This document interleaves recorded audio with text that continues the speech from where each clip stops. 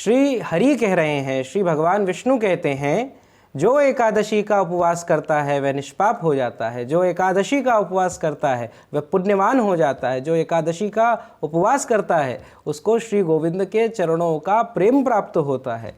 जय जय श्री राधा वल्लभ श्री हरिवंश। सारे व्रतों में सबसे सर्वश्रेष्ठ व्रत है भगवान का एकादशी का व्रत रखना। उसी एकादशी व्रत की कथा हम सब श्रवण करते हैं।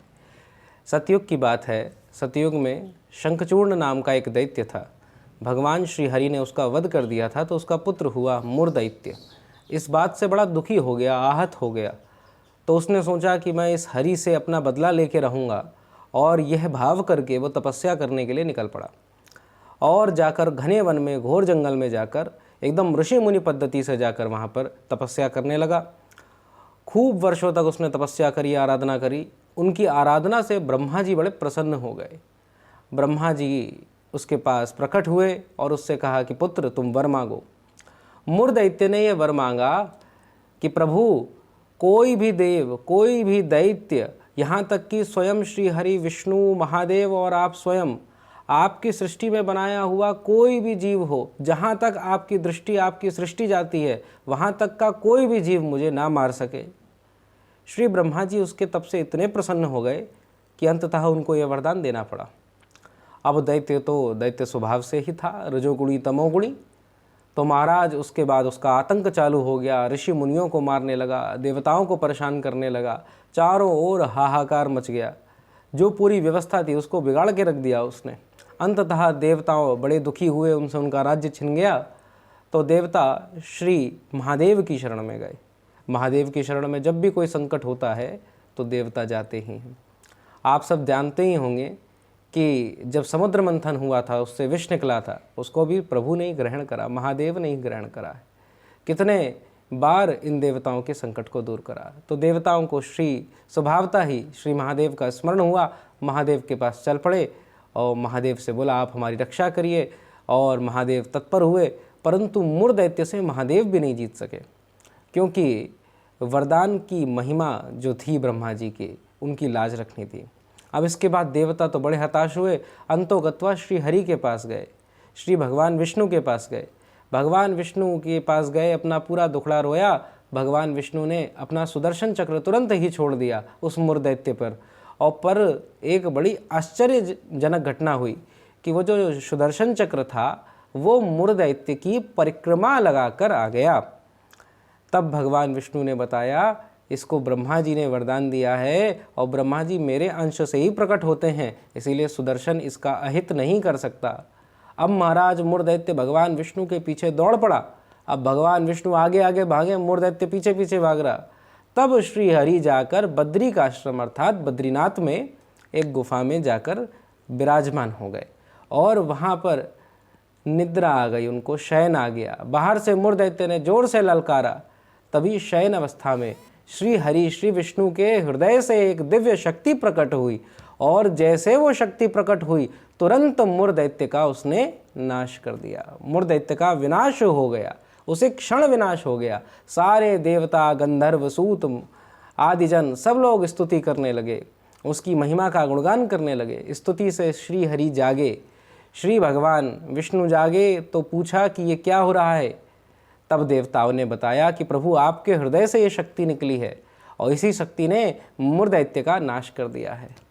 तब भगवान ने उनकी ओर देखा, और क्योंकि वह एकादशी तिथि को प्रकट हुई थी, 11 को प्रकट हुई थी, इसीलिए उनका नाम एकादशी रख दिया। साथ ही साथ भगवान विष्णु ने वरदान दिया कि जो भी तुम्हारा व्रत करेगा, तुम्हारी आराधना करेगा, उसके पास में 8 सिद्धियाँ, 9 निधि उसके पास रहेंगी। वो मन चाहा वर प्राप्त कर सकता है। उसके हृदय में जो कामना हो वो पूर्ति हो जाएगी। साथ ही साथ जो तुम्हारा व्रत रखता है और निष्काम भाव से रखेगा, वो उसके चरणों में मोक्ष लौटेगा। ऐसी महिमा कही।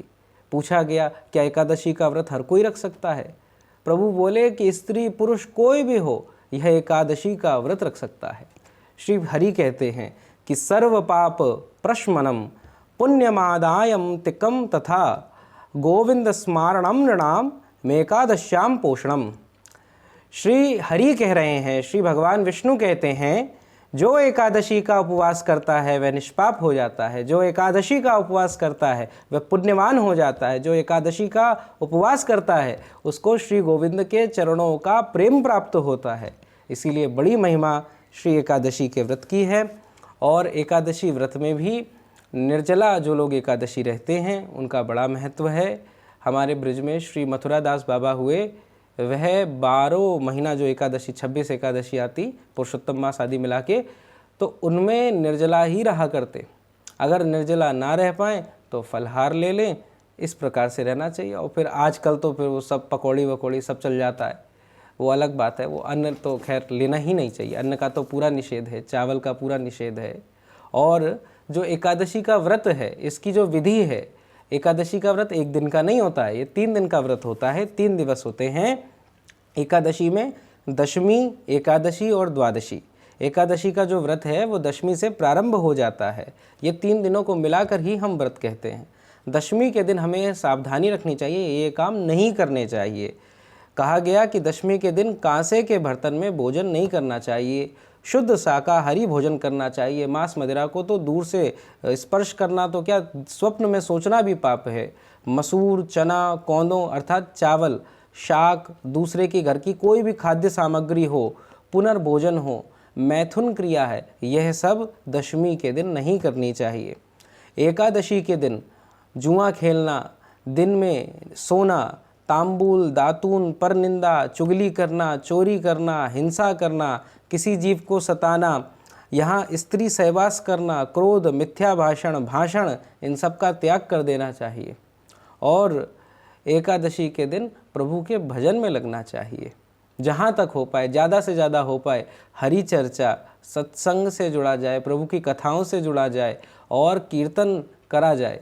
अगर हो पाए, अगर आप स्वस्थ हैं तो पूरा व्रत बढ़िया से रखिए और रात्रि को जागरण भी करिए, श्री हरि के नाम संकीर्तन करिए। और द्वादशी के दिन बताया गया भगवान के चरणामृत का सेवन कर लिए। पहले, सबसे पहले उठ के जब भी पारायण का समय हो, ऐसे नहीं किसी भी समय पारायण कर लें, पता करें कि पारायण का समय क्या है, उस समय भगवान के चरणामृत का सेवन सबसे पहले करें। उसके उपरांत कोई भी पदार्थ लेना चाहे लें। अगर आपके पास बन पाए, हो पाए, किसी साधु, किसी संत, किसी ब्राह्मण का भोजन करा दें। नहीं हो पाता है उसके लिए सीधा निकाल दें। अगर ये भी नहीं हो पाता है, भगवान से क्षमा याचना कर लें कि प्रभु मैं करने में असमर्थ हूँ, और फिर अपना व्रत का पारायण कर लें। इस प्रकार एकादशी के व्रत की बड़ी महिमा है। जो एकादशी का व्रत रखता है उसको प्रभु की विशेष कृपा प्राप्त होती है। जैसा बताया गया कि मोक्ष उसके चरणों में डोलता है, ऐसा एकादशी का महात्म्य है। प्रभु के चरणों से प्रेम हो जाता है, प्रभु का प्रेम प्राप्त होता है।